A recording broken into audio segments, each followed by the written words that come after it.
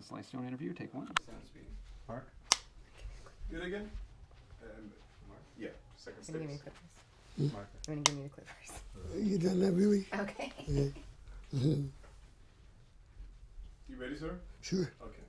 I want to start by giving you an album and seeing what this sort of what it reminded you of. Okay. Okay. Oh. It's the first album. Was it the first album? Yeah. Yeah, I think so. Talk about where you were, what you were trying to accomplish musically with that record. Trying to do like all kinds of music that I knew about. And at that time it was like rock and roll, rhythm and blues. And there was like classical music and singing and everything. I was trying to be everybody. But I had everybody. These are the people who were everybody at the time. How did you put the band together? Just went around and picked them up. Oh, so I went to my brother, and he had a drummer, and I had to find a bass player. So this lady was singing at a jazz club. Saw the bass player, and I just yeah, he'll work. And then I found Cynthia, Sacramento, and she was working at this like $3 a night club, and I said, we'll do something else. And that's the way it's just like that. You had worked as a radio DJ. Yes. How much did that affect the kind of songs you wanted to write? You were really aware of what people were listening to on the radio. Yeah, but and then I put my own songs on the radio. Like I played, they said like the format was for all black music, and so that's why for that reason I put Beatles and Bob Dylan, and everybody was going what?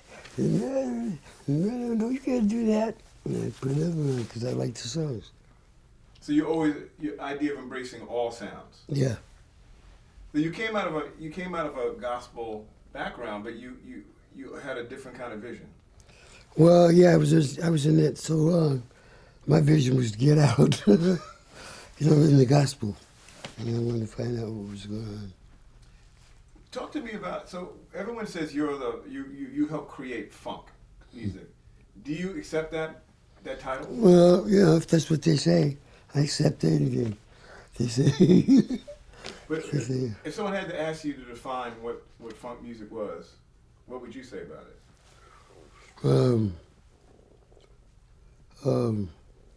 I'd probably say it's rhythm and blues with people that couldn't cuss, but they wanted to. It sounded like they wanted to cuss. It was like they had that edge on it. So you said it sounded like rhythm and blues, but they wanted to cuss?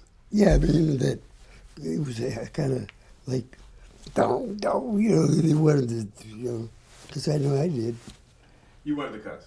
No, I didn't want to, but the words were, I felt like, yeah, I didn't want to get in trouble, but sometimes I did, though, anyways. Yeah, I've been in trouble before. Apparently. Funk is very aggressive compared to R&B. That's what I mean. Well, your song Sex Machine, to a lot of people that like helps define to them what funk is. Do you remember much about how that record was created? Yeah. Took all day. One day, it just took a long time. I don't know what made me want to sing or feel like down, down, down, down, down. It just still feels like that. It's important to do that for some reason. Down. It had a, so that was your riff. Bow, bow, bow, bow, bow. And the vibrations and tremolo and echo and reverb and down. That's a wind chime. Okay, all right. Take it down. That's all right. That's all right. Okay. No one know what it is. So, also, I want to ask you a couple more songs. Everyday People. Do you remember how that song came together? What inspired that lyric? No, yeah, yes I do. The same thing I think that inspired all the lyrics. But everybody's in it, so let's just be in it. I think so. I remember breaking my finger writing it. How did you do that? I was in London. I was just into the song, and then I realized I didn't feel it, but my knuckle was down here. And I said, "That's not gonna work." So the security guy, his name was True, came over and he said, "Not good, Mr. Sylvester." And he goes, "Yeah!" And he pulled it out. Wow. Yeah. You were so into writing that song, you didn't feel your finger break. No. That's a pretty intense kind of meditation you went into. Yeah, you trick yourself or something happens. You get into it, and that's where you are. One more song I'm going to ask you specifically about, which is "Thank You for Letting Me Be Myself." Mm-hmm. It's another song that people really come to as a touchstone when they talk about funk. Did you create everything yourself and then you gave it to the band? How much interplay was between you and the band and creating, All the time, every day. I give a part, or they would, I'd give a part, and then they would kind of work with it and change it a little bit sometimes. A song like that, how long does it take to create like a song like that? A minute or a year. Yeah, I don't know. Each song is a different journey. Yeah, it's like they're all gonna go. You never know how long this is gonna be. Right. Mm-hmm. There was so I want to ask you also about another album. It's hot as fucking. And it's a little hot. So yeah. Ooh. Let me ask you. But it's cool. Okay. One album that's come up a lot when we talk to people about funk, they keep mentioning there's a riot going on. Mm-hmm. As like their favorite album of yours, more than the early hit albums, but there's something about that record as a document. What led you to make that particular kind of record? Because there were a lot of riots going on. That's probably it. There were a lot of riots going on. All kinds of riots, too. There were, racial riots, and then there were economical riots, and then just riots. Riots. Wrong riots. You made the record a lot, unlike an earlier, you made it almost by yourself, pretty much. Yeah, I had to. Because at the time, people had other things to do a lot of times. And I'd just be stuck. I'd live in the studio. So when the part come up, I'd have to figure out, I'd just do it myself. But I put their names on it. Why'd you put your names on it? Well, because I never, you gotta go to a movie and you find out the guy's the director and the producer and the star and I don't like that. I don't know, it's so greedy. So I just put everybody's name on it anyways. Well, I gotta tell you, my favorite record from that album is Family Affair. Cool. I had that on a little cassette. It wasn't even a cassette, it was like a 8-track. Mm-hmm. And I used to play it over and over. And 8-track is hard to play it over and over because you have to keep going back. Yeah. But I would play that all the time. Mm-hmm. And I really want to know, you used a drum machine on that. Yeah. Why? Talk about that. Supposed to use it playing drums yourself. Why did you go with the drum machine? Well, because it sounded right to me. And then I'd break one, so I'd have to have about 4 of them, different sessions. And then you're not supposed to push the button, but one button at a time. And I would have about 3 or 4, and I'd break rhythm machines every time I go to sessions. Just to get them right, though, to get the right sound. So that particular, you broke like 3 or 4 drum machines making that record? Oh, yeah, at least. Talk about, people have always speculated about what the lyric is about. Is that about man himself? Is it about a particular family? It's kind of it can be that. And then it's just an idea that I thought everybody could relate to. And that's kind of basically it. Oh, it reminded me of for my family, it was like me and my sister. We were the blood stick up in the mud. Mm-hmm. So it definitely touched that kind of chord. Well, there were 2 girls in the house, and they were active. You know, they would argue, and then they would not argue, and so I left and I went upstairs to the studio. That's probably had a lot to do with it. Okay, so there's two arguing. There's two. They were sisters. Ah. One turned into my wife, Okay. and then she was. You know what I did at my honeymoon? The very night, went to the studio. On your honeymoon night. Yeah. She probably wasn't too happy about that. No, it didn't seem like it. No. A lot of people, I mean, I know you probably, people come to me and say, Sly did this, Sly created that. Do you feel like you created a new direction in music? I think I accepted the energy from wherever it comes from. And then I'm the one, and I'll just take it up on myself to tell. You know, like I get a signal or something comes into my head, and then I'll snitch.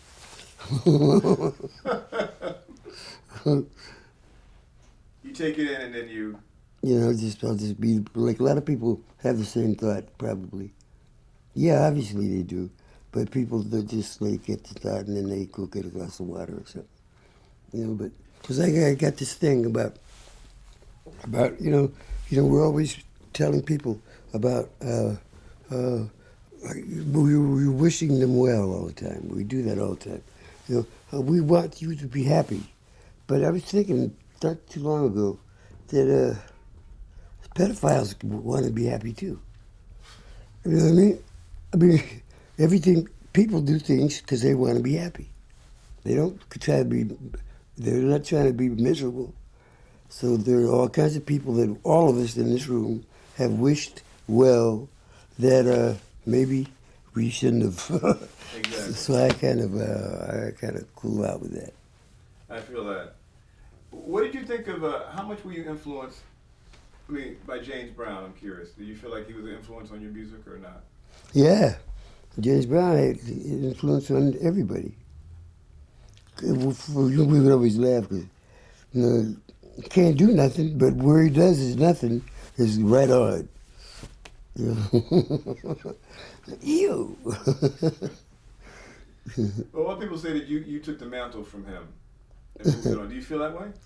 No, I don't. Maybe if that's what people say, I just, that's okay. Okay. How much, I want to give you another record, and because I knew you were friends, you became friends with this man, Mr. Miles Davis, at some point. Yeah, my buddy. Miles Davis, bitches brew. Yeah. People say that he moved in the electronic direction because of your music. Probably so. Yeah. Yep. Did you guys ever make any music? Did you guys ever record together? Kind of. Yeah, we just get together and start playing, and I'd be watching, and then I'd get in it, and he's Miles. And I guess I had some miles in me or something. One day on a shoot, 17 magazine, came in there with a pistol. Miles came on. Yeah. Just to kind of get people going up, God. 17 miles. Do you feel like you guys were kindred spirits? Huh? You feel you guys had a lot in common the way you saw music? Yeah. So where's this music you made with Miles? Well, probably in the room somewhere in yeah. Let me know where that room is, please. Right. We're going to find that room. Nobody will wind up with it. What'd you say? Nobody will wind up with it. Probably. Exactly. Yeah. I'll take it. Did you, after Sly and Family Stone, you make this incredible impact. Did you notice like other bands? I mean, P-Funk, Ohio Players. It seemed like from your root, other trees sprouted. Yeah, sure. Yeah, I enjoyed that. It made me feel like the music was making contact, and so they joined in. I'm glad. Uh, And it's so hard. yeah, well, a couple more questions. Okay. That's all. Because I know it's burning up in here. Let's see. Is you did collaborate. You hooked up and worked with George Clinton many times. Yeah, many times, yeah.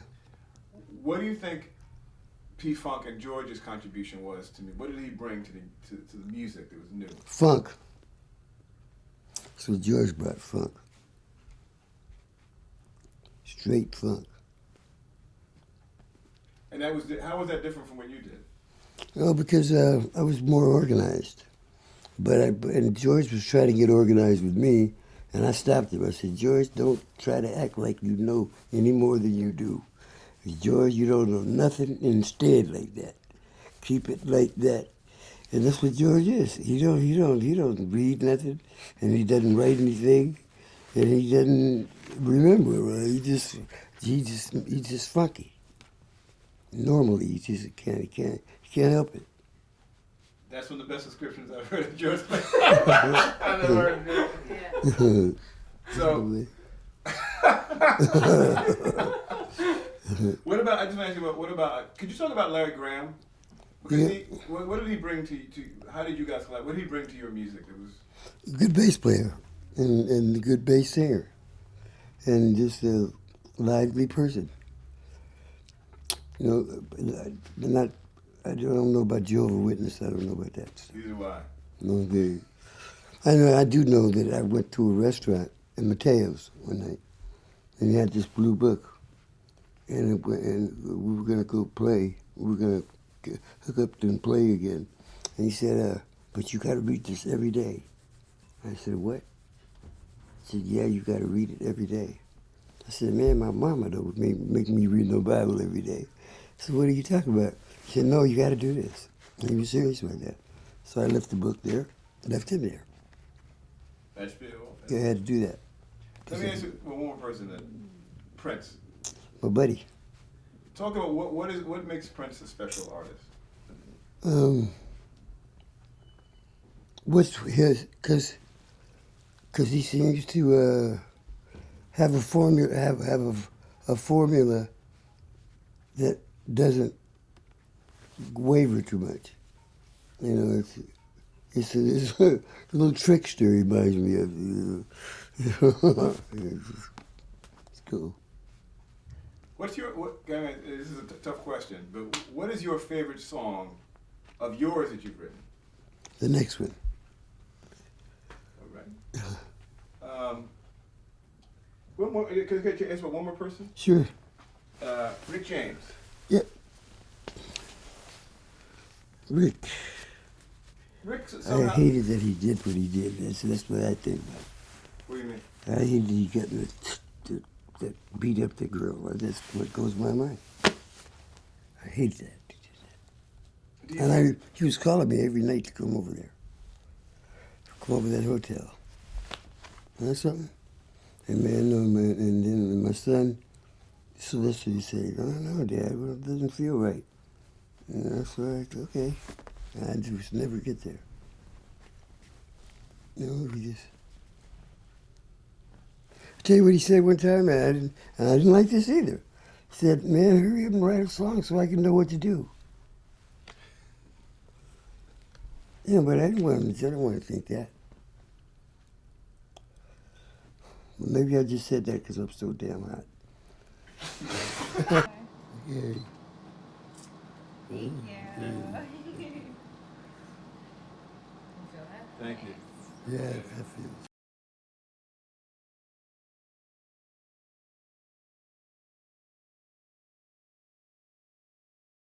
Speaking.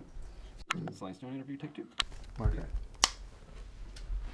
I want to ask you just a couple more questions about the Family Stone band. When you came out in the '60s, you were obviously it was a very important moment in times of music.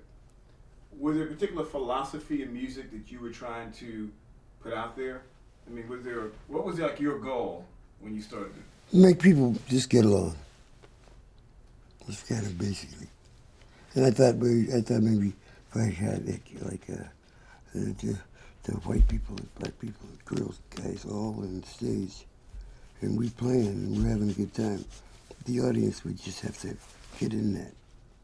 There's just no way to get around it. That's what I thought. And I thought I was right. Absolutely. I mean, it's so funny and sad in a way that it had to feel revolutionary. Yeah. Because there were black bands and there were white bands. Mm-hmm. And also the other part of it, though, is that you had women playing instruments. Yeah. Did you unconsciously look for women? Yep. Because that was as revolutionary as the black and white. Yeah. I'm looking for albinos now. I mean, that's the only really legitimate minority group going on. It is. I bet you Obama does not know if he's got an albino in his family. He's probably hiding it. Yeah, they make all albinos hide for some reason. And albinos that I've seen, they're relaxed in the closets, in the back room, and you know. I just one albino's Jimmy Carroll. His eyes were going around. I said, Jimmy, why your eyes do that, man? Where are you looking? And he said, and he pulled me over to the side. He said, "There's a lot to see." I thought, well, that's good. You have a very good sense of humor, sir. Oh, thanks. So you sometimes people think people took you too seriously, in a way, because you obviously you're not taking everything. You don't take everything as seriously as other people do. No, I don't. I mean, can't do very. All you can do every day is learn. That's the only thing we can do is learn whatever we're learning. Some things we learn we shouldn't learn. Some things we should forget, but we just learn. That's all we can do. I think I was going to ask you before the thing. Oh, right, you already told me that. I have a couple. I'm trying to condense a few things. I asked you about James Brown. We talked about. Also, did you know Hendrix? Yeah. When he made the Band of Gypsies album, it seemed like he was trying to get closer to what you were doing. Maybe so, yeah. Jimmy was just so cool that, Jimmy was just, what's up? Jimmy was the coolest there is. I mean, I think. Do you listen to a lot of music now? Yeah, but not on purpose. I mean, I just listen to me when something comes up to that somebody says, man, listen to that. Then I know it's probably a better shit here. I listen to Lord Buckley. Lord Buckley. I don't know Lord Buckley. He's a comedian. He's a comedian, okay. But he's not really a comedian. He's a real, look at all you cats and kitties out there whipping and wailing and jumping up and down and sucking up all that juice and hipping and telling each other who the greatest cat in the world is. When I'm going to put a cat on you, who's the coolest, the strongest, the sweetest cat that ever stomped this sweet swinging sphere. And they call this yak cat the Naz. And that's Jesus Nazareth is he's talking about. So that's my buddy. I like that. Do you listen to much church Christian music anymore? But it's on, not on purpose. Just run into it. What kind of music are you? I mean, do you listen to hip hop? Yeah.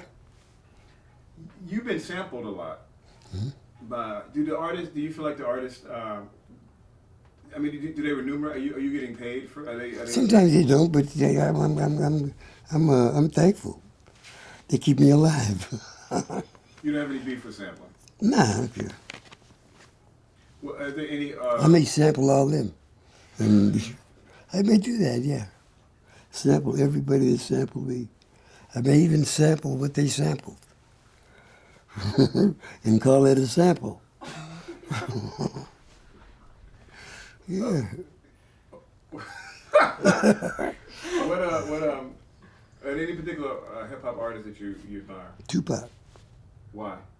Because he's the shit. Tupac, yeah. And he puts his words to the rhythm. And 1, 2, 3, and boo boo boo boo boo boo. Yeah. And Biggie Small. And Biggie Small. Yeah. You just like. And Eminem. All right. You like the wordsmiths. Mm. You like the guys who really write songs. Yeah. Yeah. Do you think that what do you think hip hop's relationship is to funk music? Is hip hop the son? It's all jumbled up in there. You know, these guys just don't sing, but hip hop's got beats with their mouths, with the beat on there, and then that's what makes it so funky. Just they'll make the beat, whatever they do, they just do it. Have you tried to make a rap record? Not yet. Maybe. Yeah, maybe. Any advice? We'll close with this. Any advice for young musicians? What do you think musicians should be looking to do now? Be careful of managers. They should be advisors, not managers. No 15%. Whatever whatever they work it out, but not managers. I mean, you know what I mean? You think managers are bad news? Well, they've been talking to it themselves. You know, managers usually, any guys that are come around music that are really not into music, they're other kind of news. I don't know what kind they are, but they don't bring the energy up. Got a ledger, and then they're saying you're funky, and that kind of stuff. Yeah, I mean, so what? It's the best show we've ever seen. You're lying, motherfucker. You know how we gonna be? They don't lie. That ain't the best show. I know it wouldn't. Okay, I'm through. Am I through? You're through, sir. Okay. Yes, sir. Thank you very much. Thank you very much.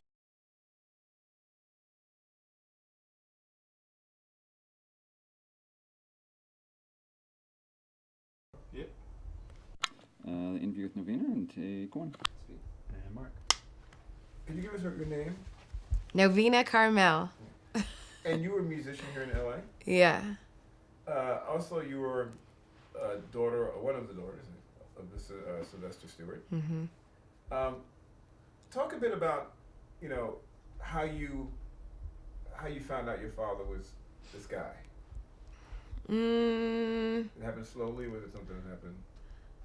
Probably the way I remember most, because I didn't really live with him for most of my life, was seeing records and like hearing music that my mom would play the records. And that was probably my first solid connection to him. Because, you didn't, I might have had some photos too, but photos weren't as like, you didn't have digital cameras at the time and stuff, so it wasn't like all over the place or on your computer or whatever, or Google. Have to be on like a record or VHS. So you realized that he was people knew who he was, and he had all these records. Yeah, well, because I would also listen to his records in the context of listening to other records too, like Michael Jackson.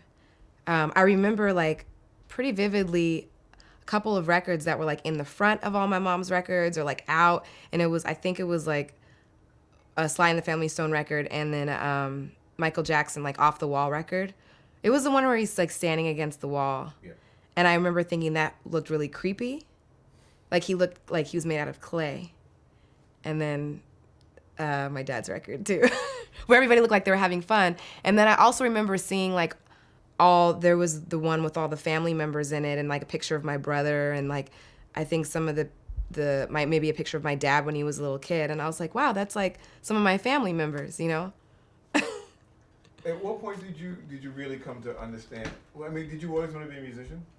I started playing the piano when I was like 5, and I really liked doing that, except I hated to do recitals because I just felt, I don't know if it was like shy or not 100% confident or what it was. And then I used to write like little raps and stuff.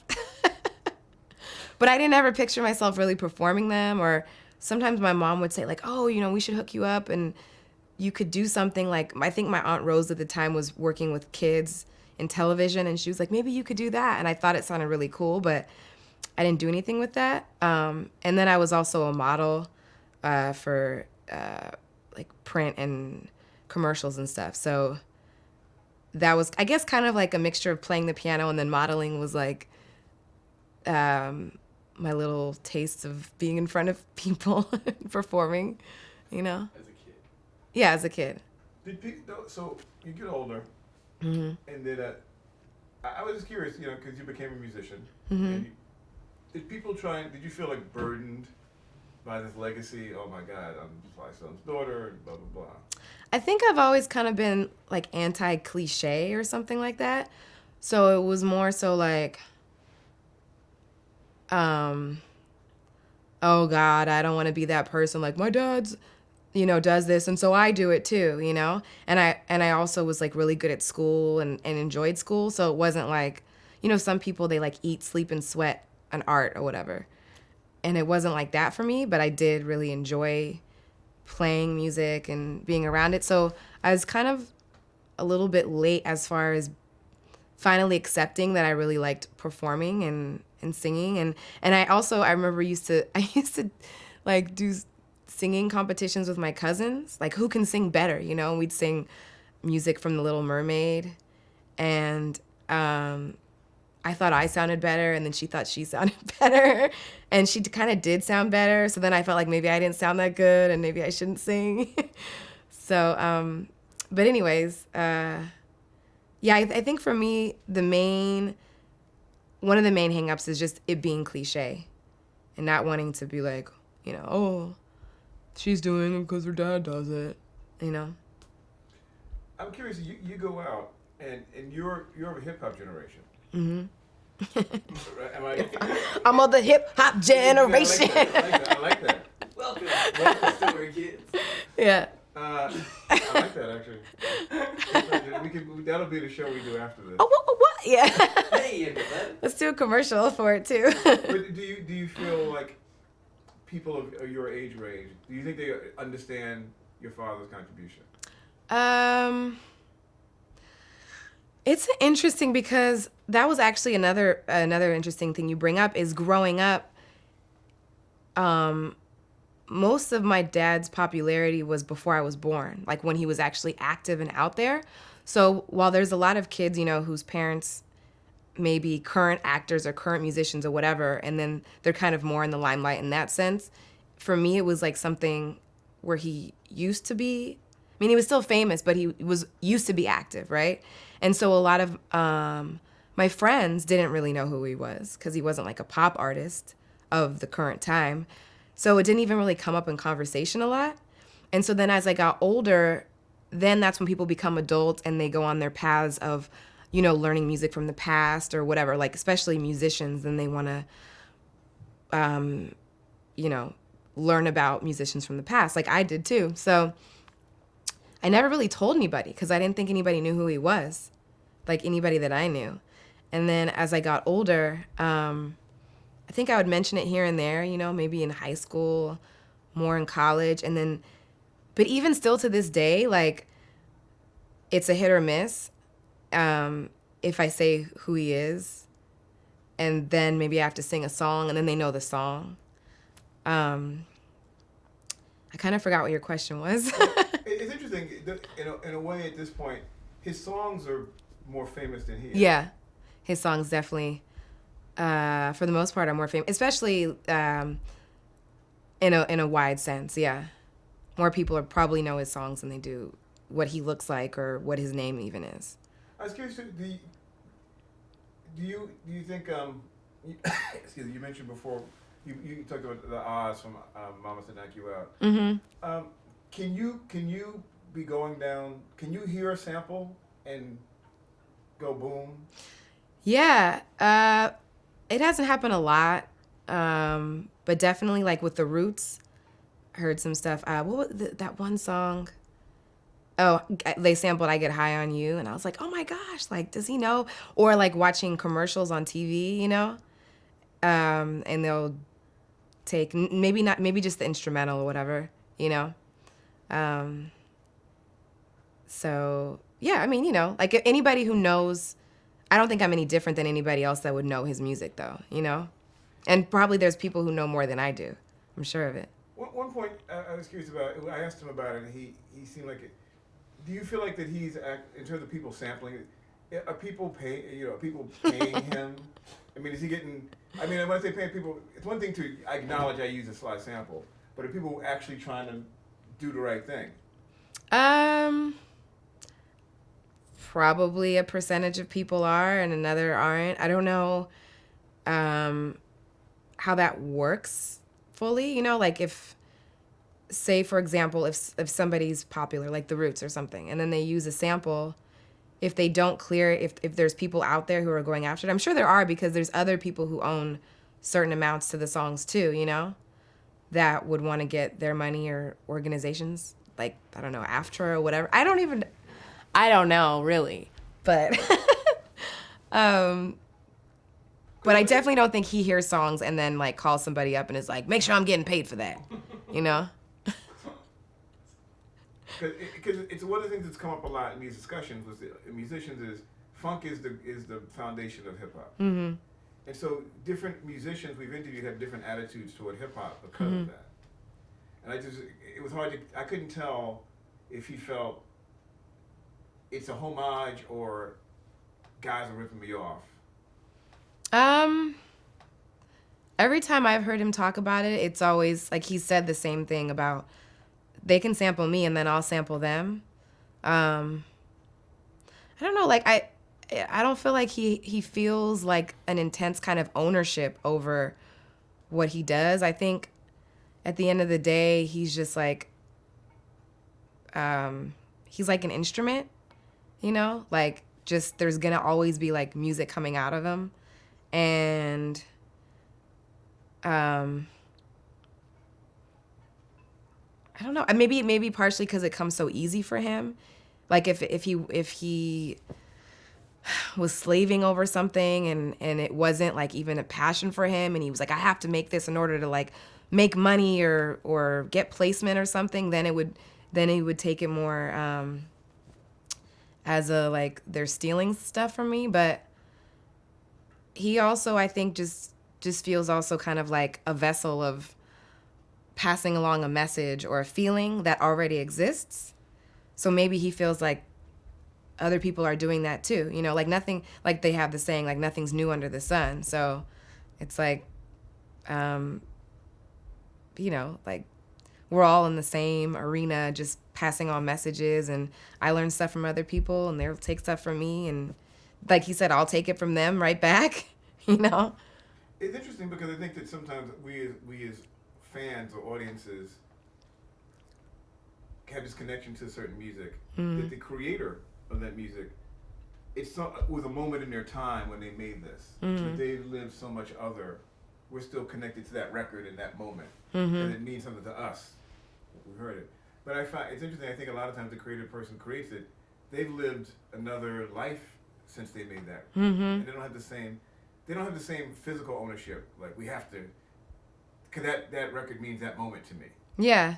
Especially, too, for someone like him who's made, like, every single day he's making music. It's not like he, like, made music for 1 year and then stopped and was like, I made this project. This is my project. It's like he probably doesn't even remember, like, a lot of the stuff I mean, you know, it's maybe the songs he's performed over and over, sure, yeah. But it's like... I'm trying to think of a good, like, example of something that any of us would do just, like, every single day, you know? So. You don't remember breathing. Yeah, or, like, you know, if you're cooking or whatever and somebody else sees you cooking and uses that recipe, it's like, that's my recipe, like, don't cook it, you know? It's like, that's probably, who cares, you know? They're making food, feeding people, they feel good about it, and I'm making something else right now. Like he said, you know, his favorite song is the next one. He's, like, in the future, not in the past. Can I say one more just about funk? this phrase because he's become so associated with it. You know, there's James Brown. If you go to like read every book, it's James Brown, then it's Sly, and blah blah blah. Do you think that music that's called funk is still relevant in the 21st century? You're talking about like the music that you just gave examples of? Yeah, of course. I mean, it's I think I'm trying to think. I think it's relevant in like a lot of different ways. I mean, I think that music is a reflection of the time, but the times, there's always like similar things happening to people. Just the music changes a little bit, but people always kind of feel the same way about, like there's various feelings that you have, like either love, sadness, struggle, some sort of maybe, I mean, right now there's like riots and protests and people trying to fight for their rights and poverty, and all the things that there are to talk about pretty much remain the same. It's just you have different ways to talk about them. My one thing is like, how did I put this? I'm trying to think of how to say it. Like funk music. It's such a funny term to me because it can be very corny at the same time too, or like, hey, I'm playing funk music, or like people try to embody what they think it is to be like funky or play funk, and I almost feel like most people shouldn't do funk music now. Like there shouldn't be any new funk music, but there's funk in music, if that makes sense. Like if you're trying to do exactly what was done at that time, it's wrong because it's not the same time. Or I don't really know exactly how to describe it.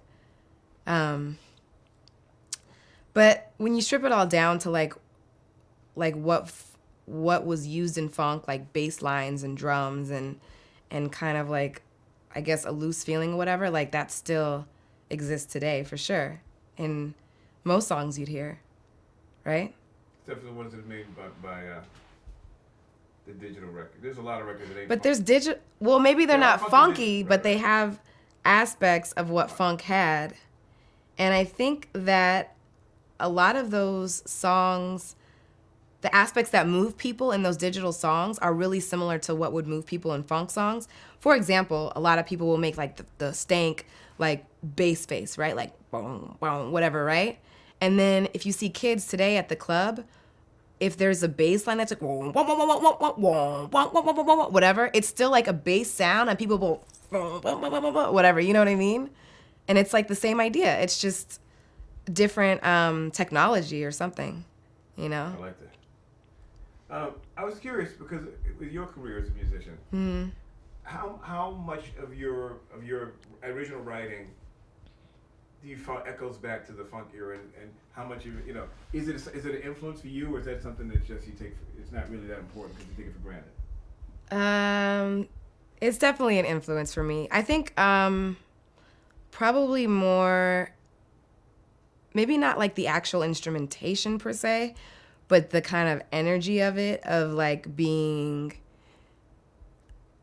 powerful and like free.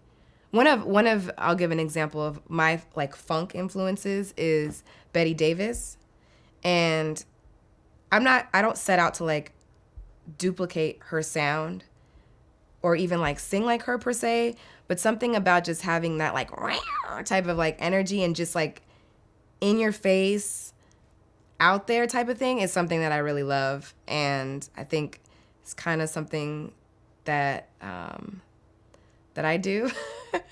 Talk to it. Who is Betty Davis for people who don't know Betty Davis? So Betty Davis was married to Miles Davis. That's how she has a last name Davis. She was an amazing, like, gorgeous model at the time and musician, and was very, for the time period, pretty risque as far as her lyrical content, her performance. I haven't actually seen any performances. I think they may have been rare and also were so risque that it wasn't like the general media was documenting them. But I've read that she would just do like a lot of like sexual movements, maybe thrusting, maybe like scantily clad. And yeah, and she had a few albums, and actually the first album that I ever heard and just like fell in love with had a lot of the same people that played with Sly and the Family Stone, like Larry Graham and I guess Greg on drums. Was it Nasty Gal? Was that? No, the one that I know is I think just called Betty Davis. Yeah, they're the first one that I heard. And yeah, I think a lot of people don't know her. She didn't really have like hit singles even that I know of, but she's tight. She's a cult figure of funk. Yeah. She comes up a lot, but she's someone like we interviewed Nona Hendrix, Mm-hmm. and so LaBelle she's a peer of theirs, but people don't because they never really had any radio, and I think she wasn't really. They weren't ready for a black woman, much less to do what she was doing. Yeah. It was very unusual. Yeah, I mean, if you think about like someone like her, like definitely opening doors for all the powerful women that we have today, like even Lady Gaga, you know, like, because Betty would wear like crazy outfits and just be like in your face. And that's, to me, so much of a parallel to like Lady Gaga or Beyonce or whoever, you know, like once somebody kind of, or Madonna, I mean, totally, you know? And so it is all connected, you know? Well, okay, curious, what's your favorite, what are your favorite of your father's songs?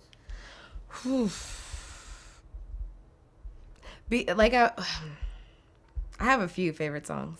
Okay, you can't give me one? I have to give you one?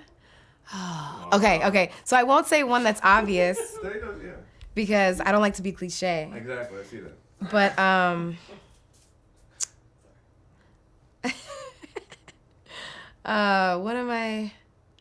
one of my favorite songs is actually my dad does not sing the lead on. My Uncle Freddie sings the lead on it, and it's called That Kind of Person. And it's kind of like an eerie song. I think it was on the album. It was on one of the earlier albums. I can't even remember. I think it was on A Whole New Thing. Interesting title. Yeah. It's basically something like, I didn't think that you could be that kind of person. Like, I met you, I wanted you, you shunned me, I followed you, and now we're together. But it's not the same how it first was when I met you. I didn't think you could be that kind of person. And then he just like sings on it like this crazy way, which to me, his ad-libs like complement the lyrics. Like they're saying what the lyrics are saying, even though he's not saying any words. So that's the one I like. That's good fun. That's ill. Yeah. Well, thank you. Yeah, thank you. Thank you so much. Cut, gentlemen. All right.